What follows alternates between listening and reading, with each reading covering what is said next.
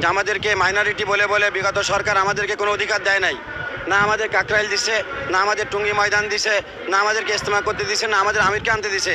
তাই আমরা মোটামুটি 4টে বিষয় নিয়ে আমরা প্রধান উপদেষ্টা ডক্টর ইউনূস সাহেবের সঙ্গে দেখা করতে যাচ্ছি। আমরা 10 জনের একটা টিম, যে আমাদের আমির সাহেব মৌলানা সাদ সাহেব দাওয়াত বরকাতহু উনি যেন নির্বিঘ্নে বাংলাদেশে আসতে পারেন সর্ব অবস্থায়, এটা একটা দাবি। দ্বিতীয়, কাকরাইল মসজিদের যে মসজিদ মাদ্রাসা আছে এটা আমাদের নামে রেজিস্ট্রি করা সরকারি, আমরা এই জায়গা জমি সম্পূর্ণ সরকার থেকে বুঝে পেতে চাই, সরকারের মাধ্যমে বুঝে পেতে চাই।